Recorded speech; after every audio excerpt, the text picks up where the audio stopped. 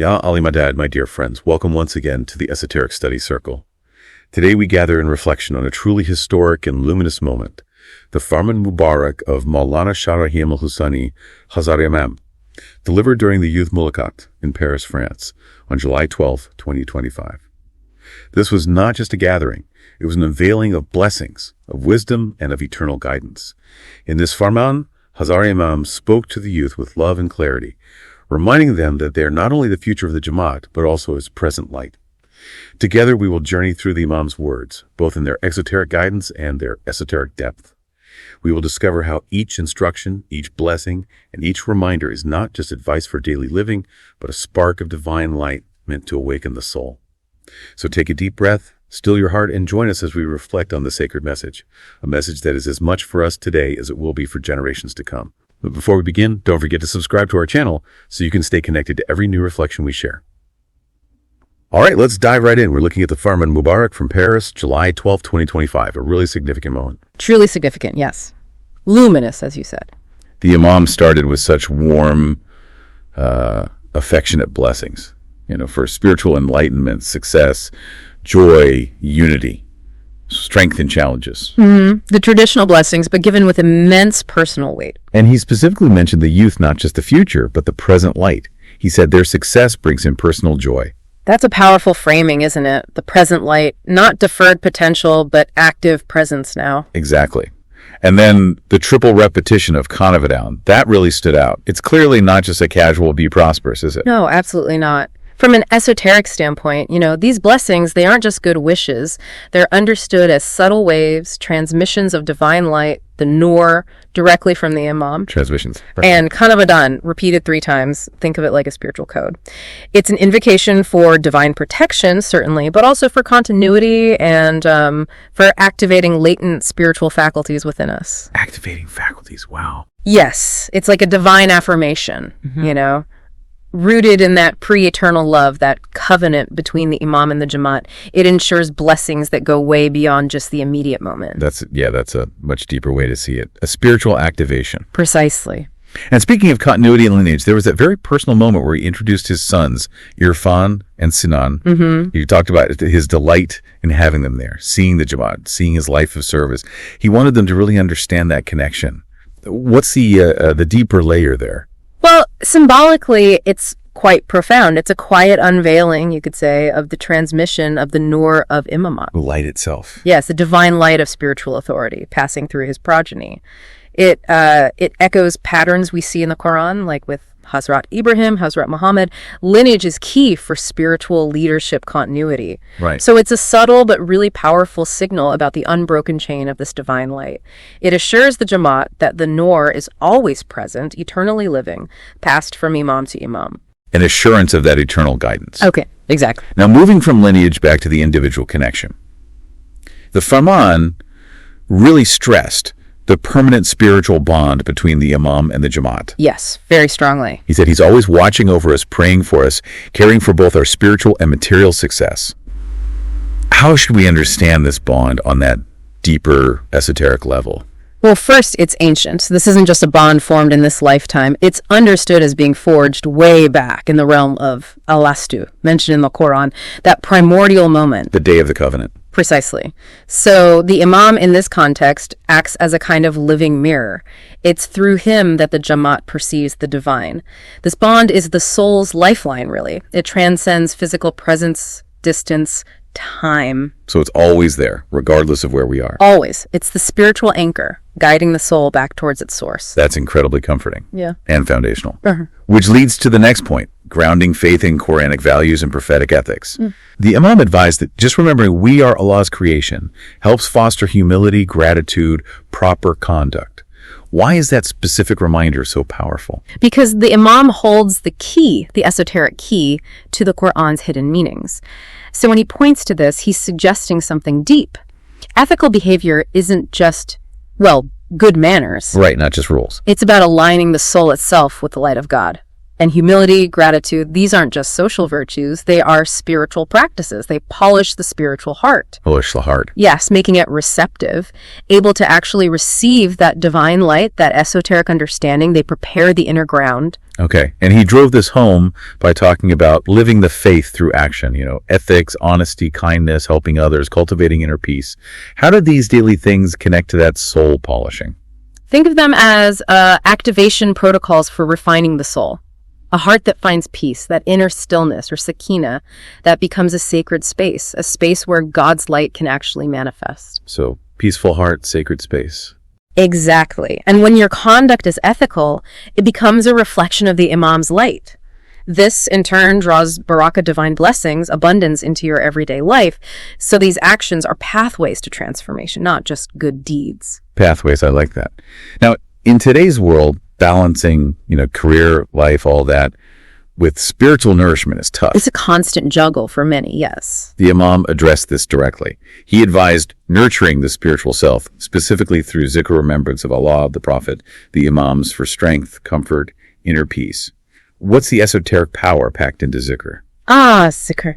It's so much more than just repeating words or mental focus. It's about the soul's inner resonance, a kind of vibrational alignment with the Imam's light. Vibrational alignment. Interesting. This practice is understood to activate subtle energy centers within us. It helps the murid, the seeker, to ascend, to move from the outward form, the zāhir, to the inner essence, the bāṭin. From form to essence. Yes. A heart that's consistently polished by zikr becomes like a mirror. It can reflect the divine face. And it transforms life's challenges. They become gateways for growth, not just burdens. Gateways, not obstacles. That changes everything. He also mentioned Jamat. Yes, the communal aspect. For community strength, spiritual benefit, encouraging attendance. But also, importantly, acknowledging those who can't attend, suggesting personal reflection and prayer for them. How do these two connect? Well, you could see Jamat as a kind of a terrestrial portal to a celestial assembly. The collective energy, the group prayers, they amplify the divine presence, make it more palpable, more shared. A stronger signal, maybe. In a way, yes. But for those reflecting privately, it's not lesser. It becomes a direct, intimate interconnection to the Imam's presence. What's beautiful is that even a single conscious breath taken with that intention, with remembrance, can open up timeless, sacred spaces within the individual, wherever they are. So both are vital pathways. Communal and individual. Absolutely vital. Both connect to the source. Okay. And this idea of connection extends to the mind, too. Intellectual engagement. He stressed, understanding our faith through education strengthens our identity. Crucially important. Learning about the tariqah, our specific path, Jamati history, the wisdom of elders. Why is this intellectual side so critical for the spiritual journey? Because true understanding, esoterically speaking, is ultimately the recognition of the Imam, the living embodiment of divine wisdom.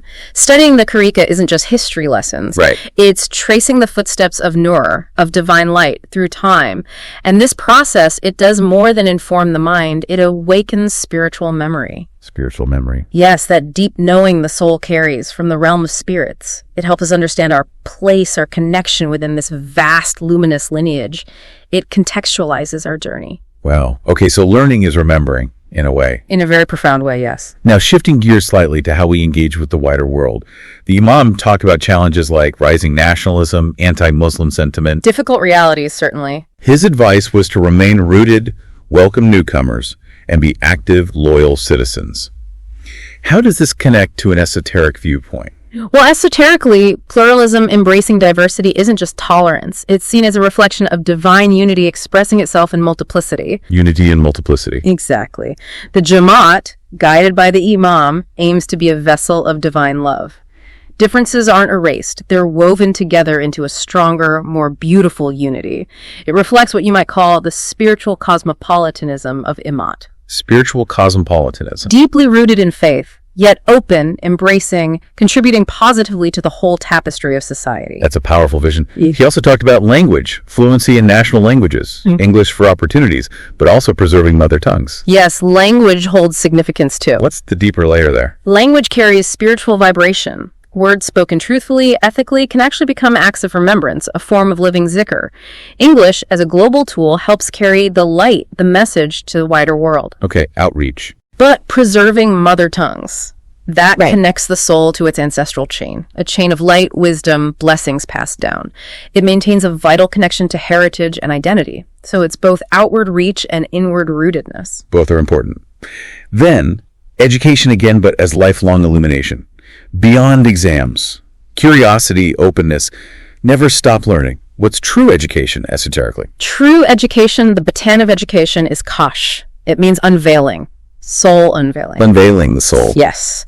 The Imam's pointing us towards knowledge not just as accumulating information, but as a transformative process. Educational programs, ilmai classes, these are pathways of enlightenment. They refine the mind and the soul. This is a call to action, really. Absolutely. For everyone listening, engage seriously, seek knowledge. It's a sacred responsibility, part of recognizing the soul's true identity, its inherent light. Lifelong learning becomes a journey back to the primordial light within. A return journey. Powerful. Okay. Technology.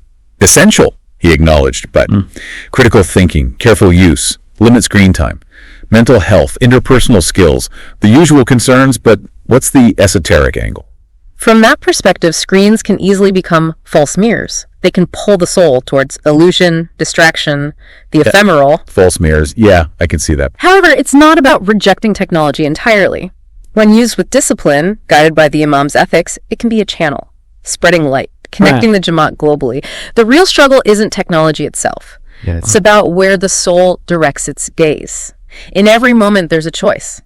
Focus on divine light, or get lost in the shadows of illusion projected by those false mirrors. Constant choice of focus. And related to screens, he strongly emphasized real in-person interaction. Critically important, yes. Connections with family, friends, classmates, the Jamat. Essential for belonging, mental health, community strength. And belonging, fundamentally, is a spiritual need. It echoes the soul's deep longing for its source, for reunion.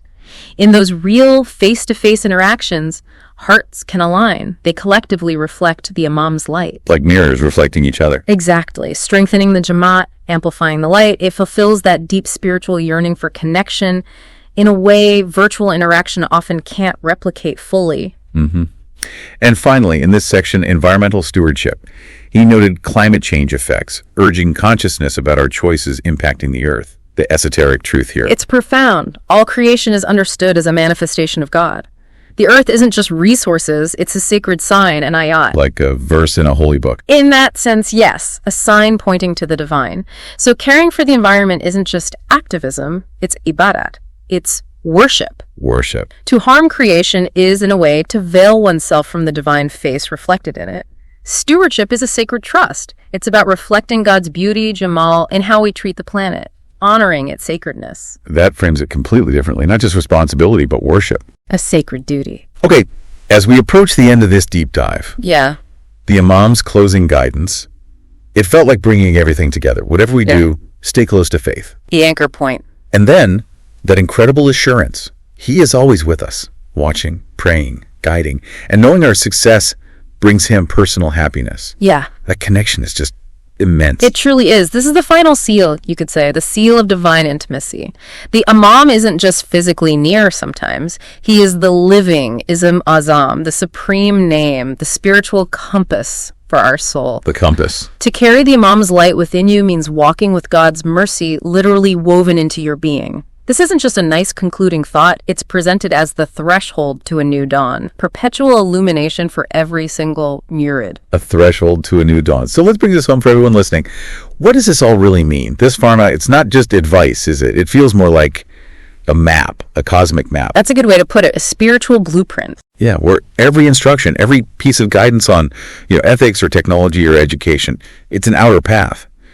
But each insight we've discussed, the esoteric layer, it's like a hidden doorway. A doorway into the soul's own awakening. Unlocking potential. The Imam wasn't just giving tips for modern life. Yeah. It feels like he was. Infusing souls. Embedding these timeless codes, these blessings we talked about.